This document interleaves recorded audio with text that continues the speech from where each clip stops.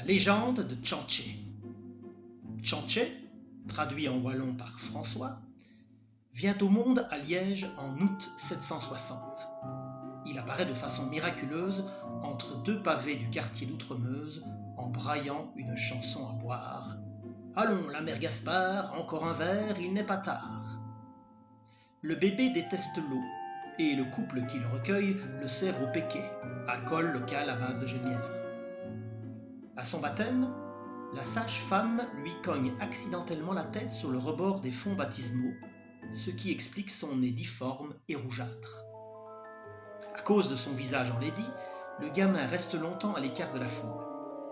À l'âge de 10 ans, il fait Sandbackrau, c'est-à-dire qu'il accepte d'être promené dans tout le quartier, barbouillé de suie, sur une chaise à porteur escorté de nombreux enfants.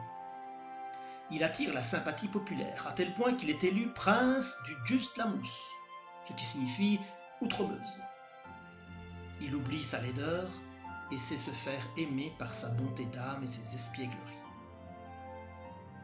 Un jour, alors qu'il se promène le long de la Meuse, il a l'occasion de rencontrer le chevalier Roland, neveu de Charlemagne. Une amitié profonde naît entre les deux jeunes gens et Tchanché est introduit à la cour.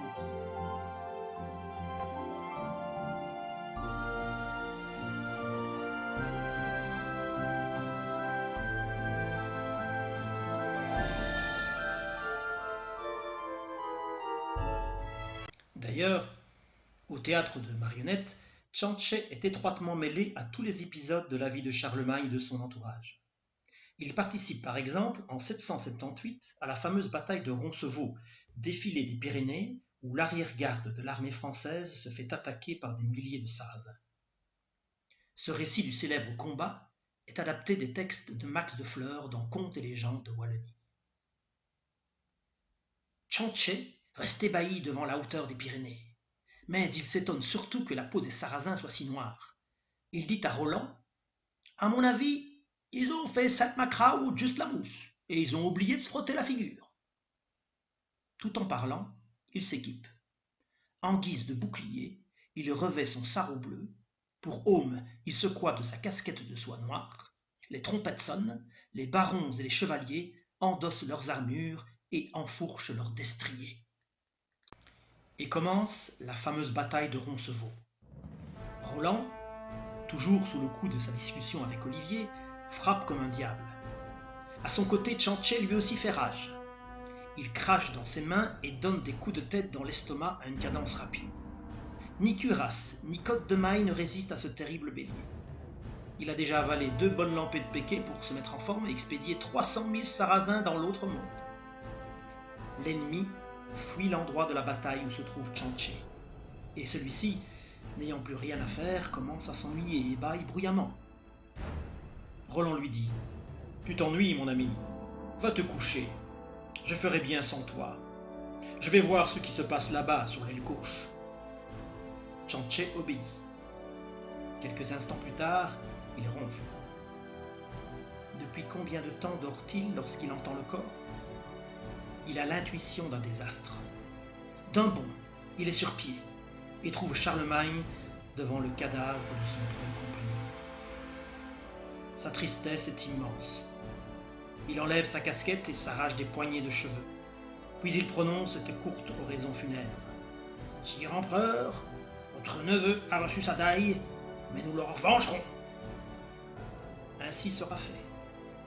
Tchanché accompagne Charlemagne au siège de Saragosse, et ce sera lui qui le premier franchira les murailles de la ville.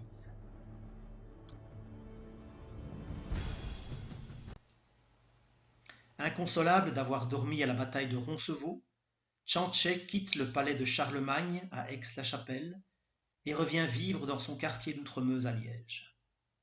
Il s'éteint à l'âge de 40 ans, après une franche ripaille, échappant ainsi à la vieillesse.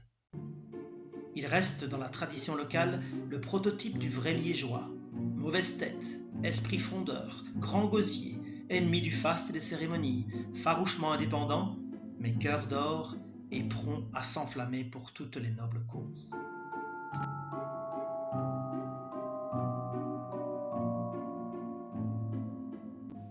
Alors qu'on lui attribue beaucoup de défauts, Chantche n'est pas un coureur de jupons, même s'il aime secourir les femmes en danger.